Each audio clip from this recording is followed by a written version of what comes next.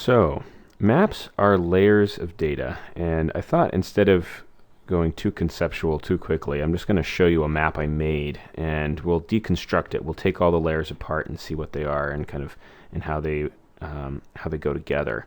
So this is a map of Japan that I made for a book on the history of boat building, and the purpose of the map was to show the travels of the author of the book throughout Japan on the landscape, to kind of give a feel for the landscape and show all of the places that this author had different apprenticeships. So let me zoom in up here and we'll take a look, and you'll notice as I get closer and closer, the information gets more coarse, right? Some of it looks like it's kind of pixelated. You can see these pixels, but then some of it is just kind of, there's no pixels, but it's just smoother and more generalized.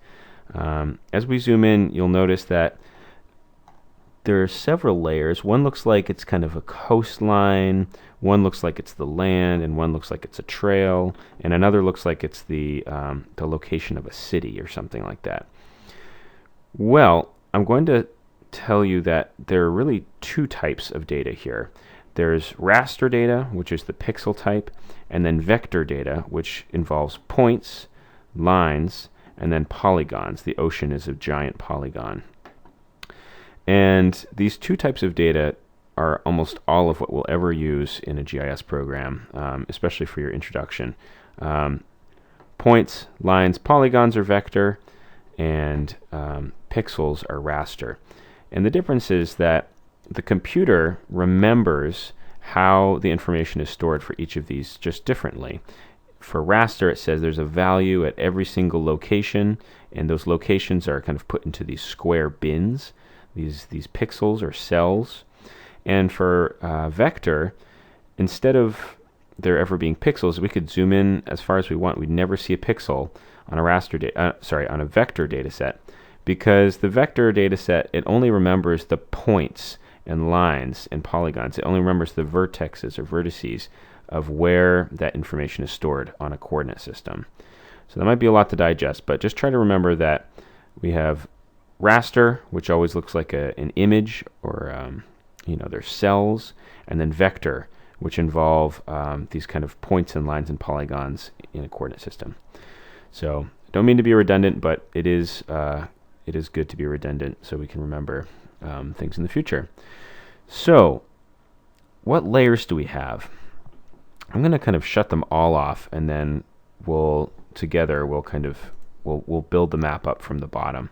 So bear with me 1 second, and we've got there we go, nothing. So the first thing that you might have seen was that we had the topography, the mountains. So let's add that in. And you might be wondering, okay, well, how do we get a mountain layer like that? Well, this really isn't one piece of data. This is two pieces of data. The first piece of data that we're looking at is what we call an elevation model. And the elevation model is a raster image where every pixel records how high it is off of the ocean. So this data is often collected by satellite, or it's by airplane sometimes, but in this case, this was taken by the space shuttle. And all of these little pixels say, 0, 0, 0, 0, we're right at the coast, and then they count the number of meters above the coastline, above sea level, I should say, that they get, and then the higher the pixels go off the ocean, the higher the number is for the elevation. And we just take that elevation model in a GIS program and we paint it with certain colors. And those colors that we paint it with help our brain just kind of understand that this is elevation. You might kind of disagree. You might say, well, this doesn't look like elevation right now. You took away that other layer and it just looks like a marble. Well, when we add that other layer, the color helps us understand. I hope you can see now that other layer, along with this elevation model, help us see that this is higher than that, right? The color gives us another way of seeing height. So what is that other layer I just added? Well, that would be called a hillshade.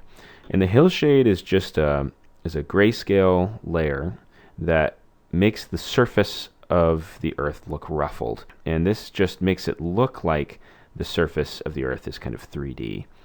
And so when we blend those two layers together, the hillshade and the elevation model, we get this kind of nice mountainous looking thing. So that's all well and good, but we have this awkward white space around our elevation model. And so we also are going to add kind of an ocean or a coastline. And this is a vector layer. It's a polygon. And I don't know if you can see, but a border just was added around to kind of make the edges look more crisp. And so our ocean and coastline is a vector polygon, and it has a kind of a cyan or a blue ocean fill, and then this kind of gradient fill, which help us just kind of see the coast even better.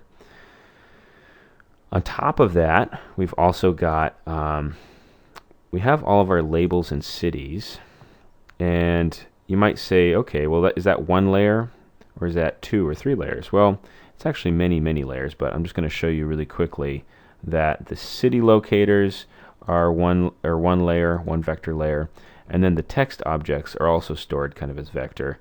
And even those text objects have a halo beneath them. I don't know if you can see that, but the halo helps from a distance. It helps our eyes see the text as apart from the landscape. Without any halos, sometimes it can be kind of hard to see what's going on. So we've got 1, 2, 3, 4, 5 vector layers so far. 6 with the coastline. So we have 6 layers and 7, 8. We have 2 raster layers, making a total of 8 layers right now.